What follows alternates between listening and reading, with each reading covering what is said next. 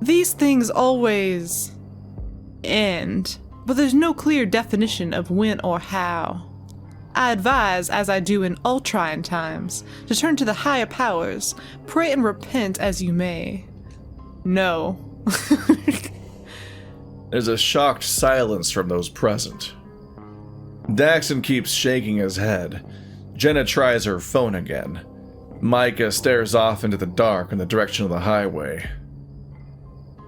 Duke is here? I know how to make the visions stop. The weasel steps up to Auntie, though he's not looking at her. Yeah? What's your proposal, Duke? He points a pink finger toward Chase. We stop him. Chase sort of half blinks, his bloodshot eyes aimed all unfocused like at the scruffy weasel. Who? What? What? Oh. I can't discern who that voice came from. This has all happened before. He looks towards Auntie, who nods inquisitively. And it's only going to get worse. It happened to my granddaddy, my daddy, and now it's happening to me. Well, me and the rest of us. Dale's missing. Cynthia drove off into the desert. Clint and Jeremy are running around, shooting and screaming at nothing. That's funny to think about. Thing is, we all got something after us. Something bad. Won't let you leave when it starts. What's after you? You gotta think about all the different voices. Yeah, I had to think for a second. Mike is just sassy. That's just how I voice it. Raspy voiced bat chimes in, still looking off into the desert away from the crowd. He's like, yeah, well, what's chasing you? Like, Micah's raspy? I don't remember that. Duke's quiet for a moment, rolling a handmade cigarette between his thumb and his index finger. It's always triggered by something. Duke begins to pace, still pointing at Chase. I seen you here last week before the rest of your little friends showed up. Late at night outside his house. He nods in Leo's direction, the wolf clasping Chase's shoulder protectively. Just standing there for hours and hours. I didn't even need to be asleep to see you. That's a strange sentence to say. That is. That last line rings strange. Duke saying it as if it makes perfect sense. Chase's gaze shifts to his feet, his legs beginning to tremble. Hey, I'm not saying you did it, or that you were wanting this all to happen. He steps over Salem's body, approaching the otter. Why would you need to step over the body? Yeah, that's a little disrespectful. Yeah. It's just that you gotta know something. Anything that we can use to stop this. Cause anytime I ask big ol' Leo here, he just got this glazed look in his eyes. Tell me where I can stick my inquiries. That doesn't make sense. Well, someone told me that you would know. It's at this point I see the black metallic shape sticking out of the back of the weasel's trousers. He's got a gun. Daxton flinches, seeing it too. Oh shit. He mutters, and I feel Carl step closer against me. What? Who? Someone I know. He yells, leaning in closer to Chase. Leo steps completely in front of him, ears down with his fangs bared. It makes sense. Something bad happens, and if you don't fix it, it won't stop coming after you. Maybe for you. Leo's snarl turns into a tight, tepid frown. He looks unnerved, uneasy with Duke and what he's saying. This is all real timey with your friend showing up. So what happened, Chase? I don't know what you're talking about. Auntie exchanges a glance with Mark. Then they both looked at Chase, seemingly unconcerned that Duke is packing. Things are getting worse out here. And unless we do something, we're all gonna end up like young Salem. Duke's voice is dead and distant. He's right. Ani's voice cuts through the air with like a knife. Next thing I know, her and Mark are stepping up beside Duke. Flynn, come here. My heart lurches at hearing my name called, and I strain myself to keep a straight face. I try not to look at the boy as I walk up, feeling my backside illuminated by a dozen headlights and the gaze of the crowd. You locked Chase in the reading room with all them spiders. Why? You what? Didn't know about the spiders at the time. I mumble. Flynn. She looks away for a moment.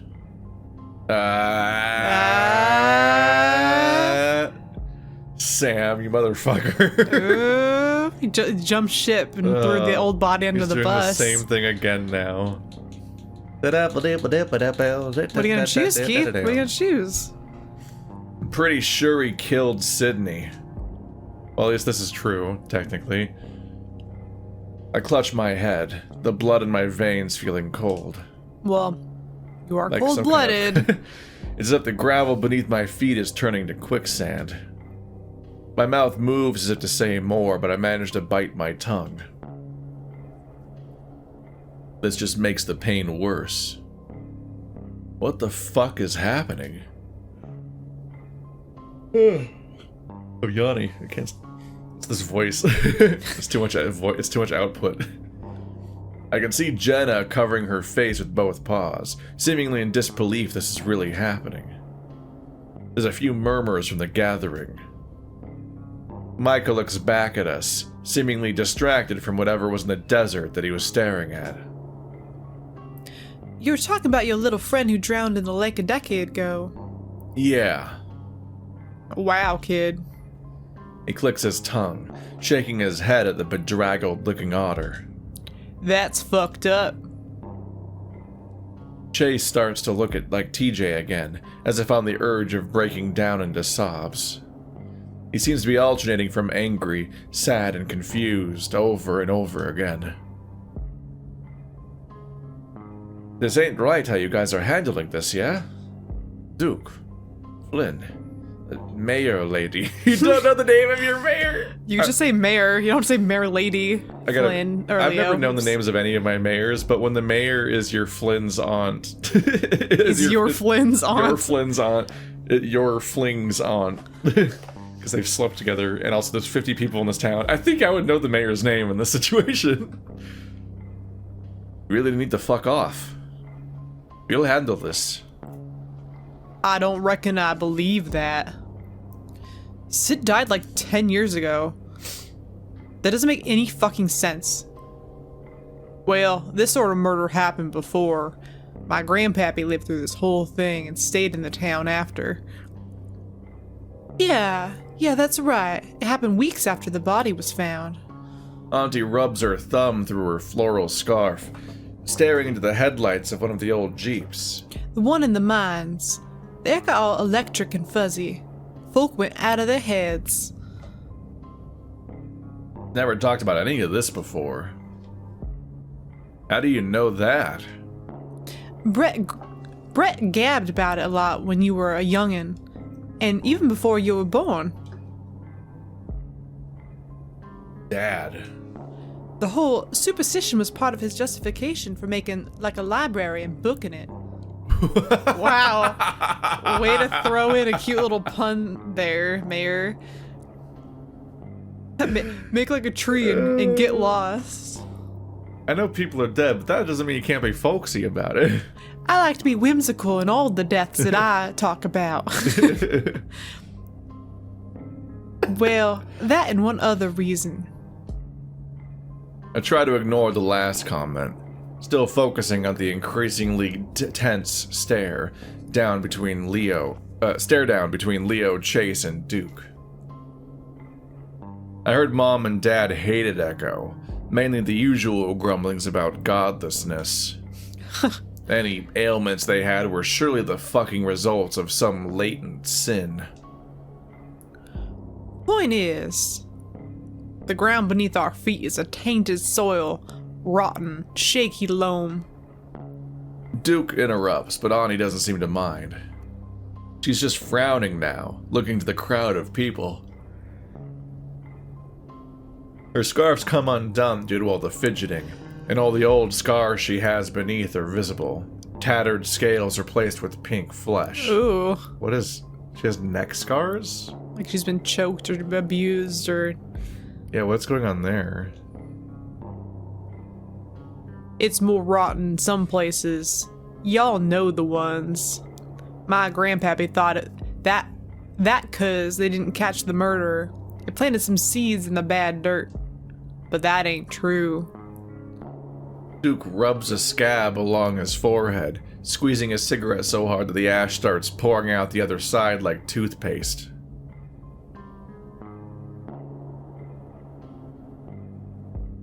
What? It's just a weird visual to think about. Did that even happen? It wouldn't come out like toothpaste. It's just a strange... I guess he's squeezing...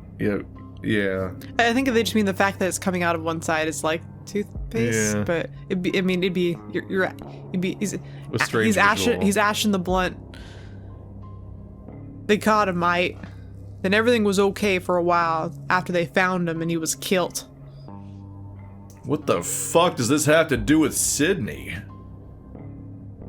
Duke continues, ignoring me. So I don't know what it is. If it's murder or guilt or not catching someone that did wrong. I shake my head. I can't believe this shit.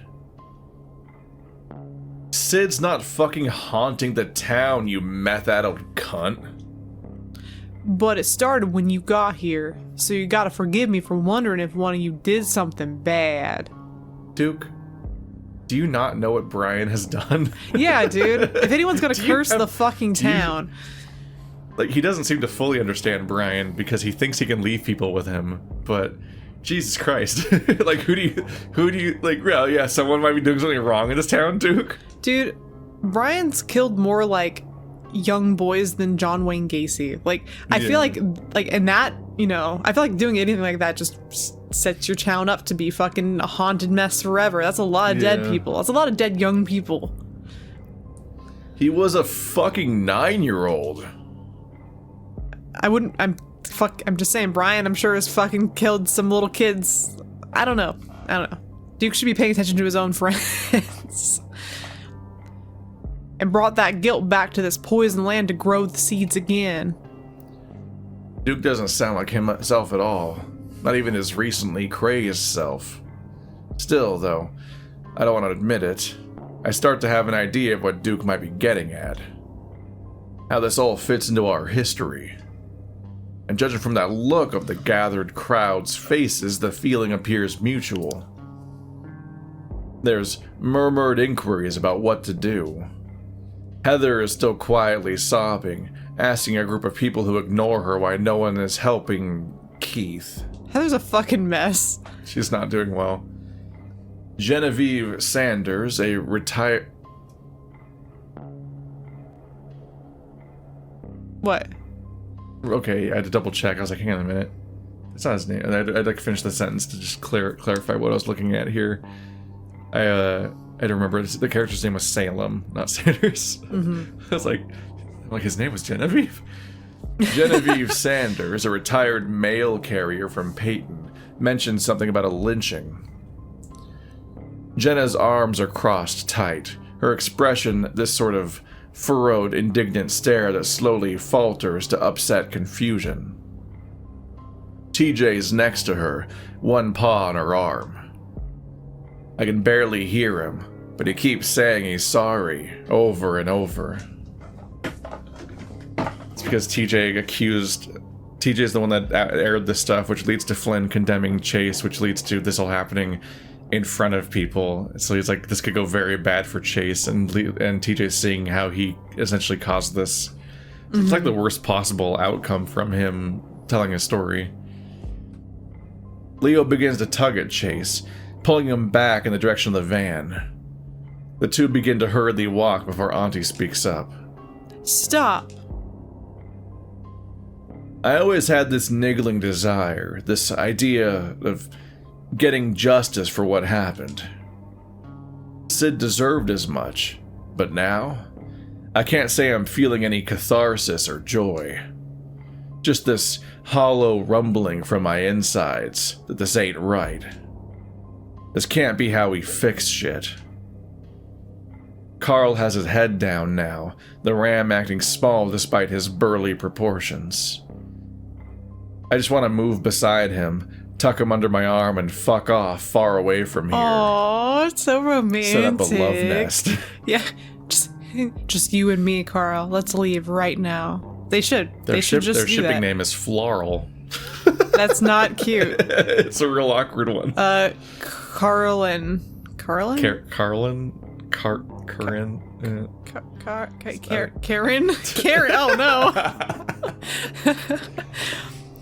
Get back over here. Leo shakes his head. We're not sticking around for your shitty speeches. We're leaving. Chase needs a doctor. Come on, guys. He makes a beckoning motion to us. Jenna quickly shoves her phone into her purse, the Fennec visibly trying not to look at the body, as she, TJ, Carl, and Dax head to the van. Just as I start to join them, I hear a clicking noise to my side. Okay, no fucking kidding. Oh. That was startling. There was no additional description or warm-up, just gunshot noise. Keith jumped. Yeah, I saw him. I actually jumped because it was. I anticipated a gun. I expected like a line to happen before it happened. Like, you know what I mean? That was really startling. You really jumped the gun on that one. Ah! The horrible noise is deafening. I clutch the sides of my head and crouch down. A brass shell casing falls and hits my leg. It's hot. Duke's pointing his pistol into the air. Our group stops in their tracks, TJ falling to the ground and covering his face. Heather is shrieking, screaming over and over again. What's new? And then suddenly, she stops. That's new. There's some flailing of movement from the group that was standing near her, like the dancing you see at raves. When I look again, I can't see her anymore. Mike is gone too. Mike is a good guy. Mike is a good guy. Like he's just out here trying to find what happened to Keith, and like in moments like this, he's looking out for Heather, and I don't think he even likes Heather anymore. Honestly, I mean, don't think they get along. Yeah, I don't know if anyone in the town really likes Heather but anymore. He definitely just like grabbed her and like covered her mouth and dragged her off. Like, nope, stop! Don't scream by the gunman, please. Yeah, like let's this go. goes so bad. Good older brother energy right there. Him and a few others scattered. I can faintly see the bat silhouette in the distance, sprinting into the desert. Okay, maybe he didn't grab Maybe he Micah. just left her. Maybe he did just run. I don't know, something happened to Heather. I don't think she died. I think someone stopped her, and given that apparently Jeremy and Clint aren't here, I figured it was Micah. What the fuck, Duke? I scream at the weasel. Needed to get their attention. For the mayor, yeah? That's no fucking excuse. That shot could come back down and kill somebody. It shot up in the air. Duke clutches the pistol limply in his grasp, seemingly uncaring of where he's pointing the loaded weapon as he twirls his wrist about. It's a bit late for that now. Folk have been hurt already. And they'll continue to get hurt till we stop this. I hear shouts of agreement from the remaining crowd. Auntie just nods, and I can't help but give her a dumbfounded look. I clutch my repeater close. Oh, we still have a gun. Oh yeah, I forgot. Does this make it a little bit funny when we're like, oh fuck, in response to Duke being, packing? Flynn is well trained in Gundam. He has a very large rifle. He's just holding very, very obviously. It's not the only very large thing he has. Spiders. Spiders got him. That right, Flynn? You know, we know that's big enough to reach Carl's throat, Chase's throat. which is made more impressive by the fact that they all got muzzles, so their faces are longer. There's a lot of Flynn. There's a lot of Flynn. She points to Chase. Yeah? He sat in a nest of them. Duke? She holds up a finger, fast walking back into the office without another word. Duke watches our group by the van. Everyone's quiet. His pistol is aimed up at the sky. After a minute, she returns with a piece of faded paper clutched in her hands. There's some old-timey writing on both sides of it. So, cursive. It's calligraphy. Old-timey writing. Full calligraphy. Good cursive. Like the first letter of a chapter, but for a whole page. Oh, that'd be horrible. That'd be impossible to read. What an obnoxious writing, yeah. She holds it up to Mark and Duke. Mark uses his cell phone as a light as they begin to read, Duke lowering his gun. I can see Jenna moving by the edge of the van. She's motioning toward me, then Duke. What does she want me to do, disarm him? One quick chop of the wrist, that'll do it, I guess. Hi-ya! I'd have to drop my repeater, though. Don't really want to risk that, at least not yet. Surprisingly, Chase speaks up. What's it say? Boy, I think you know what it says. You were rooting through our stuff and plucking all these records Thursday. James Hendricks, notice of death. I promise you Chase was never good at this. Carl visibly stiffens. Guess what killed him? Spiders. I step up, squinting at the paper. It's a notice of death, all right. For reference, in a state transfer. Death by spiders. That's a way to go, man. It's not good. It's rough. I want my tombstone to say that. It's for a James Hendricks who passed away in 1913. The cause of death is listed as poison/infection. Theraphosphidae. Tarantula. Chase shifts uncomfortably. Chase's ass got planted on some black widows. What does Carl's old great whatever have to do with this? James Hendricks the First was a notorious sodomite, like Chase. Oh my goodness. So outrageous. Another great Dark Souls name. What? Chase, the sodomite? The notorious? Notorious sodomite. Notorious It's sodomite. an incredible boss fight name. Dude. That's just, I mean, being I'd like to see that boss fight, to be honest. That's just goals, honestly, is being a notorious sodomite. Like, not only just but like a notorious. Yeah. Like you've- everyone at the party whispers, like, oh, You have lived that life. guy? Congrats. James Hendricks? Oh, notorious sodomite. Oh my.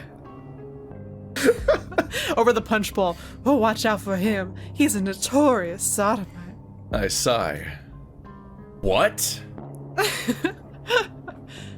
You say he was looking at this the other day?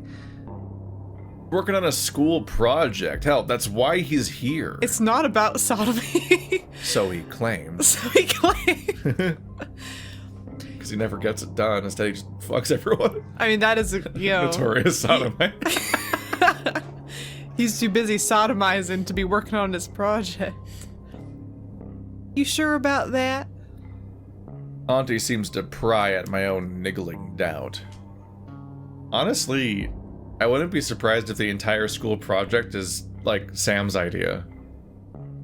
Maybe. Like, of all the... he was given, like, an open prompt to do something, and he specifically chose the history of Echo. But, like, a thing that I promise you, Chase doesn't care about. To what Chase does not care about the history of Echo, so he was not drawn to, like, a thing he was curious about growing up. This is not his hyperfixation. This is not the beginning of his video essay. Like, he doesn't care about the topic, let alone the project itself. Well, So, much like how he just, like, followed Jenna's advice to become a reporter in the first place, I wouldn't be surprised if like Sam is the one that quietly planted the seed of this project idea in his head and caused all this to happen. It's very possible. Because the Sam thing probably wants to go back to Echo because that's where his influence is stronger.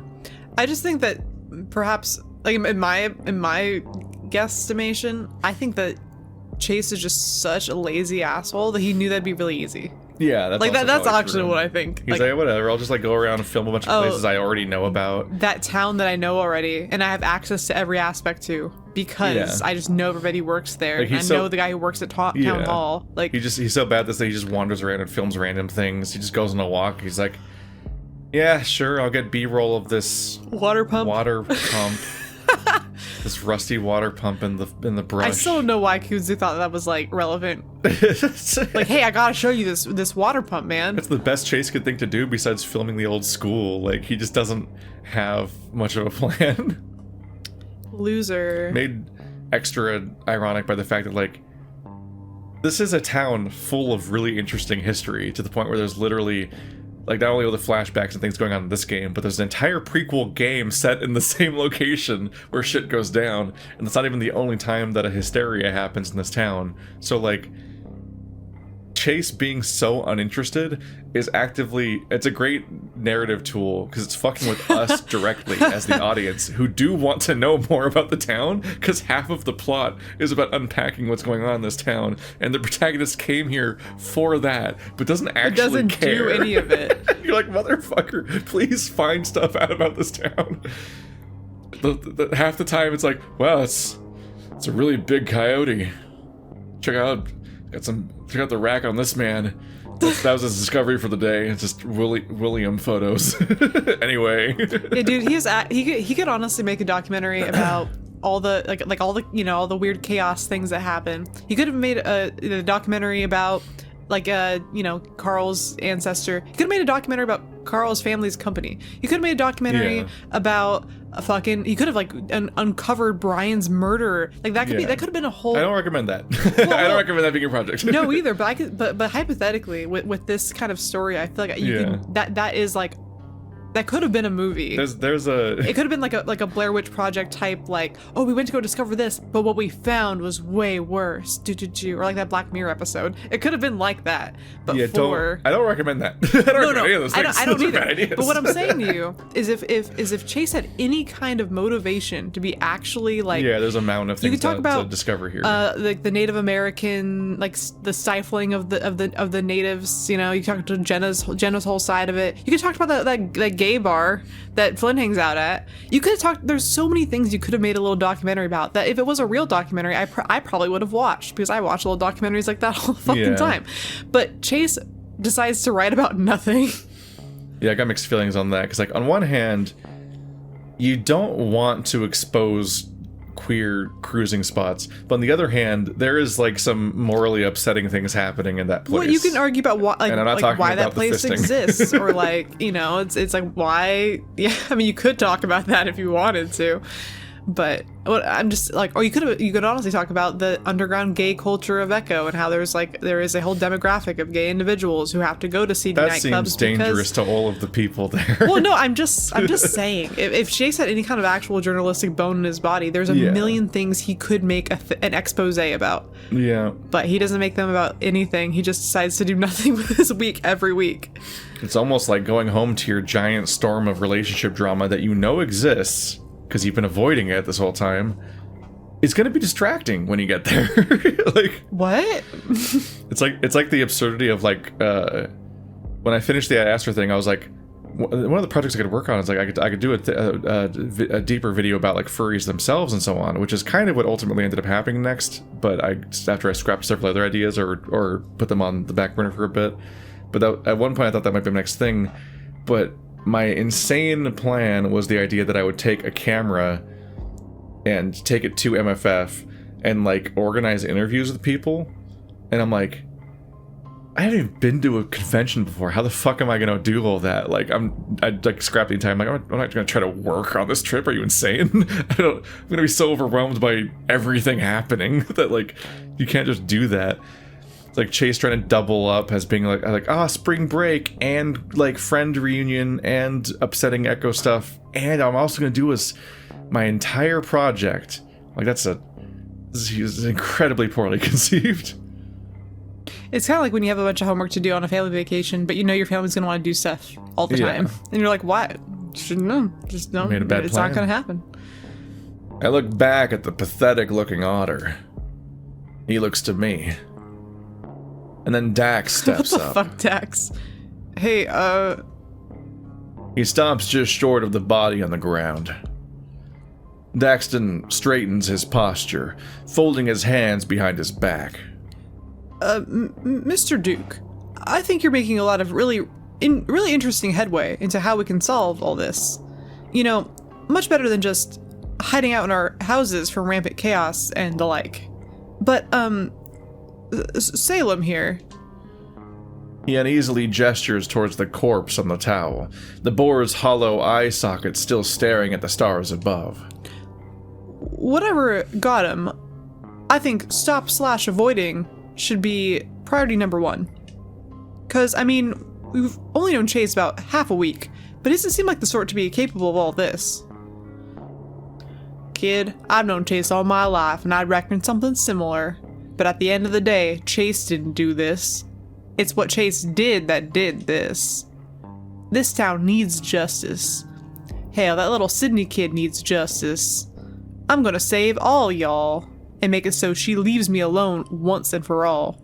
Is it your wife? Yeah, she. That you killed with Brian? You used Brian you allowed Brian to kill your wife tangentially. Yeah. He is not looking inward when he in this thought process of who did something wrong.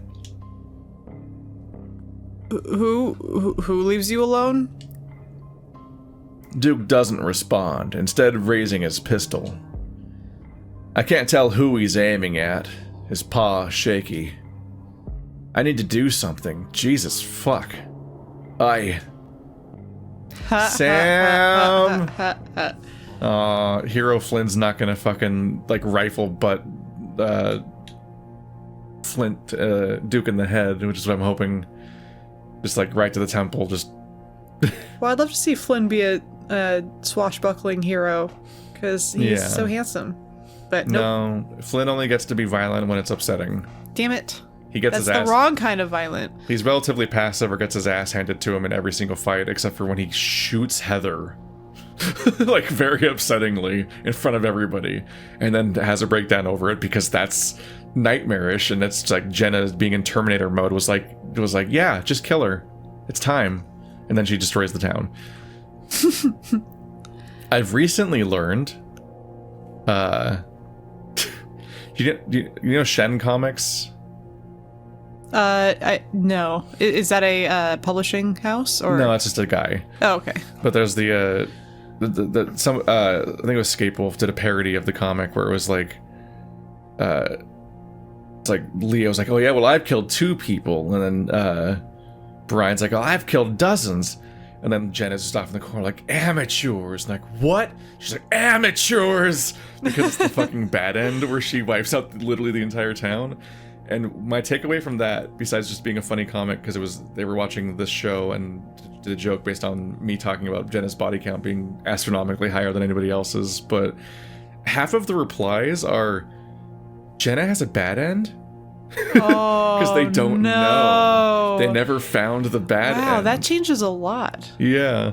That changes, like, that's very much a different ending. Because, like, a lot of the endings in this game are one choice. And it's like, it's often the last choice before the ending is the one that branches it. So it's like whether or not you choose we'll work something out or not, as Chase, it was whether or not Kudzu gets fucking executed and you get your legs cut off. But Jenna is like, over the course of like 5 choices, there's like a running total like score, and that affects like what version of Jenna you have at the end, and that's what happens, which is also how Ad Astra works, is the choices collectively lead to a certain thing happening. Yeah, each choice is worth a certain value, and then it like calculates at the end like where you fall in terms of range. Which those are interesting ideas, because that means you can have multiple endings and not have them be tied to a really specific choice, which makes it feel hokey. but you also don't have to have massive branches from every choices where you then have to maintain an entire storyline after every branch forever. You can wrap them back up and just have that scene react to the choice, and then kind of go back or forward as if you didn't make a big branch, but then collectively the choices add up to something is a good idea. It's almost like a Silent Hill style way of ending a game, where every Silent Hill game has completely different rules for what causes the endings to happen, but they're almost always based on some series of choices that happen throughout the game that don't feel even like choices, to the point where one of them is based on how much you look at a knife in your inventory. Like really weird stuff like that. I love that. That's a great idea. They're wild games. I think the Silent Hill 4 The Room is the most confusing ending things of all. But yep, Sam's gonna stop us. So we're just gonna sit here and watch. I stand there, and I can see Jenna beside the van, looking at me, pleadingly. Auntie's peering at me now, a strange look on her face. This isn't right. I should do something. My head is killing me. Something's wrong. I'm genuinely convinced that Chase might die in this route. Well, I'm trying to think of like how this can end, and it's not looking great for Chase. I'm like, does Chase actually die in one of these? At the worst possible fucking time. I grit my teeth, concentrating what's really happening. Duke says something I can't quite make out, and Daxton stammers back a retort. I've had visions of Chase too, but nothing that points towards that as a conclusion. Leo slides Chase behind him, the wolf's ears pinned to the side of his head. Huh. Those aren't mutually exclusive concepts, but yeah. That's an interesting branch. I guess they mean raise the repeater or hope that Daxton can fix this, essentially. That's what I'm assuming. I'm assuming they're like saying like, oh, maybe Daxton's his for losing a word, argument skills. He's able to convince them to leave Chase alone. Yeah. I feel like I guess we've been doing our run where we're kind of making what feels like the worst choices. So I guess we should raise the repeater. Yeah, raising the repeater is definitely the worst choice, because I think you're going to escalate a situation that doesn't need to be escalated. We need to replay and be like, Chase isn't going to freak out at the BDSM club and so on. Chase is going to be more understanding of everything and be a person that we can like. Despite the throbbing pain, I managed to pull up my gun and aim it at Duke. Drop it, fucker! Hey, Flynn can defeat Sam. Yeah, he had that throbbing in his head, like he like powered through it. Yeah. Maybe Flynn's the true hero of the whole game. We already knew that. I know, but like, I want more justification for liking him.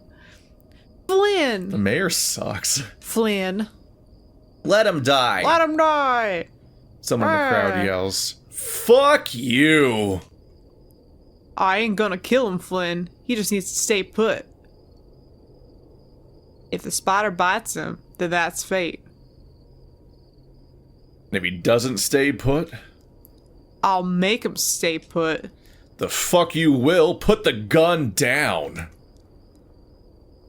Duke just stares ahead at the otter, pistol still raised. Daxton holds up his hands, ultimately stepping to the side and out of the line of fire. You don't need to do that. I said drop it! Why won't you fucking listen to me? Duke says nothing. Do it!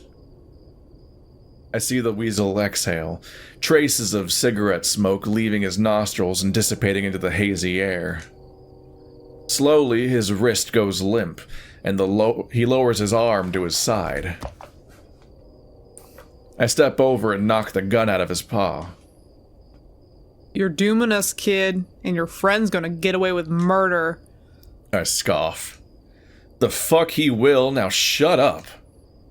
We're leaving. I was gonna say, Flynn is not over the murder thing. That's really unrelated to the public execution or whatever the fuck you're planning. Auntie moves over beside me, resting her hand on my shoulder. Flynn, you can't make this decision for everyone. Don't care?